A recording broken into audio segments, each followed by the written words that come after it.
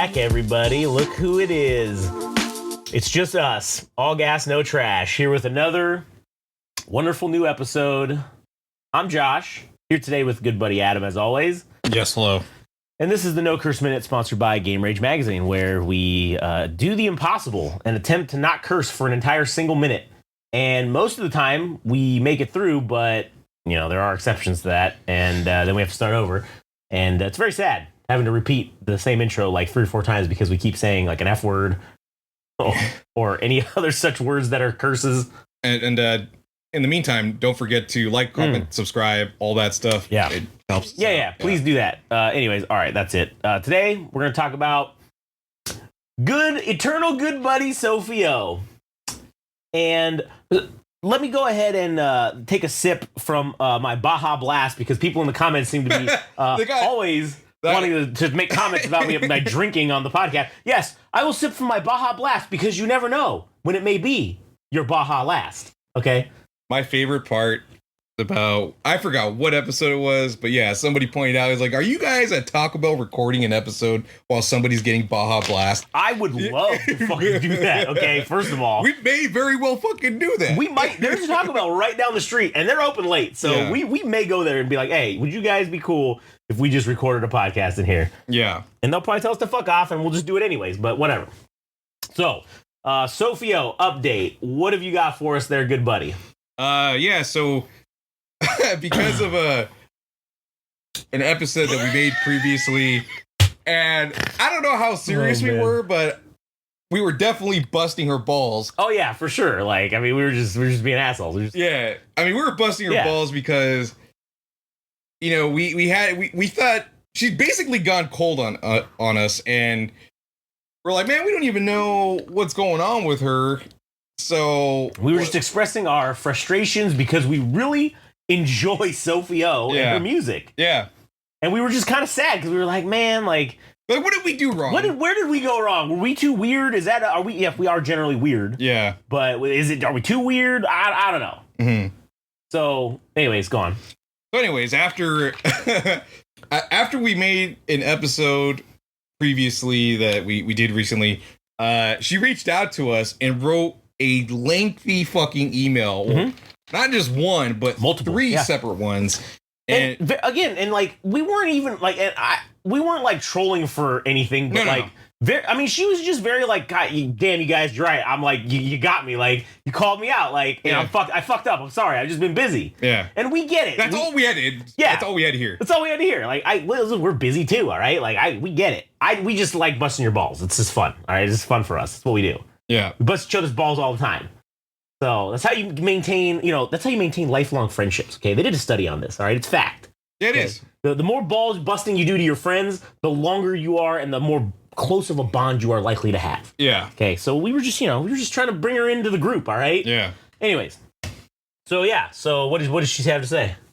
Well, the skinny of it is obviously she had life things going on, and at one point she came to New York and had recorded a music video for Click Click Clack, and yeah, obviously that kind of took care of a majority of her time being taken up. Yeah, but also recording music, and well, we can't share the music with you. I thought maybe we could listen to her latest track that she's going to be putting out at some point. Well, she didn't disclose when, but as soon as she's done mixing it, she'll put it out. But would you care to? Yeah, I would love to give it a listen. Yeah, but yeah. So she was talking about this track and how, and I had seen this previously before. Wait, what time is it? 4:30. All right, I'm gonna just write this down quick. But basically, from her social media posts on Instagram, she had done a festival called Nat Jazz Festival in Norway. I forgot where specifically. It probably was Oslo. I don't know. But so she had been playing like new music that I haven't heard, and I thought maybe, this might be a track that she had posted online or anything. But this is a song that hasn't been released in any capacity. It also hasn't been shared on her post or anything like that. But but the cool thing is that on her social media post, she had like a choir, but I don't think this is the same choir. But on this specific track, she got a children's choir from Oslo, if I'm not mistaken. But they're called the Valoranga. What does the symbol mean when it's a circle on top of like a letter? I don't know. Well, I'm gonna take my best guess and say that it's called the Valoranga Children's Choir. But So wait, the name of the choir is the name of that circle thing above the fucking letter? No. I'm just saying that the letter within the name. How to pronounce it? Yeah, like the letter A, it has like a circle in it. But yeah. Anyways, so there is a children's choir featured on this track, and I'm kind of curious to know what it sounds like. All right. Yeah. Let's give it a listen. All right, here we go. We're gonna listen to it. You ain't gonna hear shit. Yeah. This is gonna pause, and then you're gonna immediately hear us talking about it. But we're gonna listen to it and let you know. Here we go. All right, so that was the like latest track, Sofi O's newest thing that she's been working on. Right, and unreleased. She did stress that this is a not perfected mix. I'll tell you what, man, dude, that was great. Okay, that was more R&B. That was like gospel fucking like R&B, better than any other asshole that's done it before, at least in my opinion. And I will say this too right now. Dude, I think her and Rio Costa would fucking jam. Oh, yeah, yeah. That shit would vibe so hard. Yeah, man. it would. Like, they need to, like, when they go on tour, they really need to hit her up and have her, like, open for them. Yeah. Because, man, because that would just be a straight vibe, dude. Man, goddamn. Yeah, dude, what an excellent choice to incorporate a choir. Yeah, you can't go. I honestly feel like you can't go wrong when you have a choir involved. Yeah, but when Sofi O does it, you definitely can't go wrong. Yeah, so she did inform us that as part of their contributions, she had to do she had to return the favor and do some type of gig with them. I don't know if they rehearsed or did that song specifically, but yeah, she had to reciprocate back. But yeah, I thought that might be like my favorite track that I've heard from her, even though it's not like I know it's in the process of being perfected, but it does seem like the synthesizers overlap her vocals a bit in the verses. So I think maybe I'm sure she's aware of this because I think she mentions it in the email. Yeah, but she knows what she's doing, right? Yeah. And I will say, like, even as an unperfected version, it's you can still see, fucking incredibly awesome. Yeah, and you can see where it's going to be. Like, oh, man, that song's going to be fucking off the chains, man. Yeah. I'm excited for that to come out forever. I'm excited for you people to get to hear it, all right? Right. What was the time for that? 8:18? Yeah, 8:18. Okay. So we had previously, like, asked her in the past that we were interested in finding more stuff about her. So as far as like her personal interest in music goes, she makes it what? I thought you were gonna say. So yeah, we told her we want to know more about her. So we ended up running multiple background checks on her. Yeah. Anyway, sorry. So she mentions that she is a huge fan of. Huge fan of Outkast. Yeah, Outkast. I mean, who doesn't? Who would have thought, man? Yeah. Who doesn't love Outkast? Yeah, I would like to know what her favorite album from Outkast is. It's probably like, I mean, for majority people, it's like Stankonia. But also a fan of D'Angelo, Erykah Badu, Steve Lacy, Solange, Joni Mitchell, Hiatus Coyote, of course. And then she mentioned she's been listening to Billy Preston and an artist named Glenn Campbell. But I asked her about her garments because she has like a very distinct look. Mm-hmm. I don't know if it's, I asked her, I'm like, I don't know if this is like a traditional Norwegian, like celebratory outfit that they put on or whatever. Mm-hmm. But so she kind of breaks it down and she says, haha, would love if the fur hat was part of the Norwegian traditional costume. However, this is part of the national costume that I own myself. So she shows us like, so basically what you see in her photos, on like press photos or the album art for the music, you'll see her wearing like these ribbons threaded in her hair. And also, I want to say it's like, how do I phrase it? I don't want to be rude, but like, like the beer maids, like that Germans, it's something like that. Like yeah. they wear like a white shirt, and then they have like this cool patterned vest, and so basically that's kind of like something resembling the Norwegian national costume, I suppose. And she mentions that she's a huge fan of like giant fucking fur hats, like you would see from like the USSR with the, and she takes heavy influence from like Bulgarian / British aesthetics from this band called Chipova Loena. And so these garments are apparently super expensive. So she ends up like making her own clothing. So I think that's a very cool thing to hear about her. Fun fact about Sophie, I suppose. And what else did she mention? So wait, hold on a second. There you go. Say hold up. Oh, all right. Well, I already hit it, so that's all good. Yeah, whatever. All right. So the other things to mention as far as like learning about, because we do know quite a bit of, well, a handful of artists from Norway, including Or the Molecule. Oh yeah. And this other one called Moika, who I don't know. I've gotten like the general impression, but again, this is like a generalization. Like I kind of got the idea that Norway is like more into electro pop type of music. Mm-hmm. But as she explains it, that one of the emerging genres, which is very surprising because, well, it's Norway. So like, and I don't mean that in any insulting way. It's just rather surprising to hear this, that Norwegian rap exists, and it's a genre that is emerging and taking over. But as far as like rap is born in like of hard times, right? And like fucking, it's cold up there, all right? Like they live in the fucking Arctic tundra, basically. Yeah.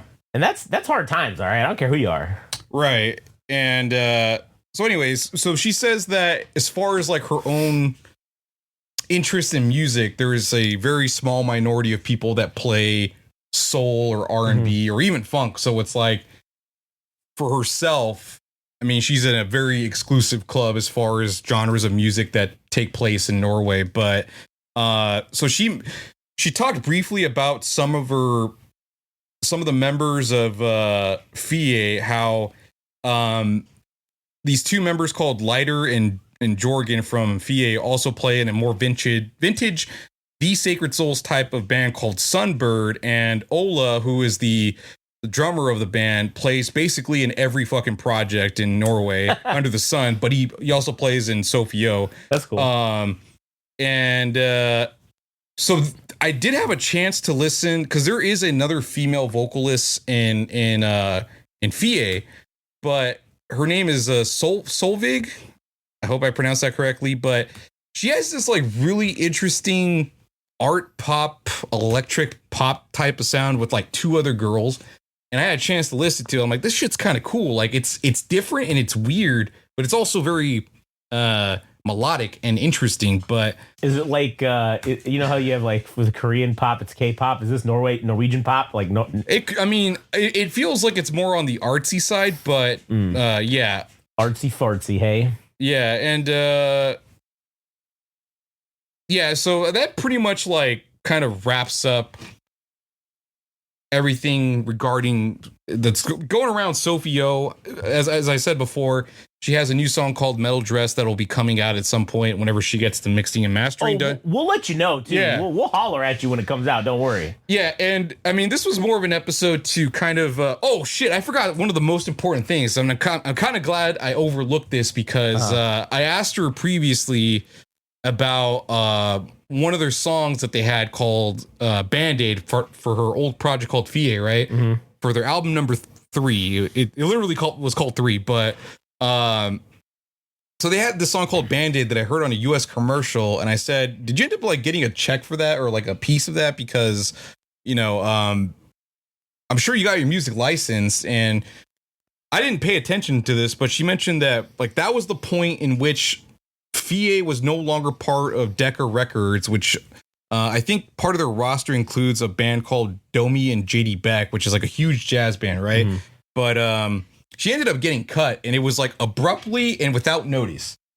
And so they kind of cut her off cold. So that's why like I'm actually like extra motivated and assuming you guys are down and interested in music. I mean, well, obviously, if you're here, you care about music. Yeah.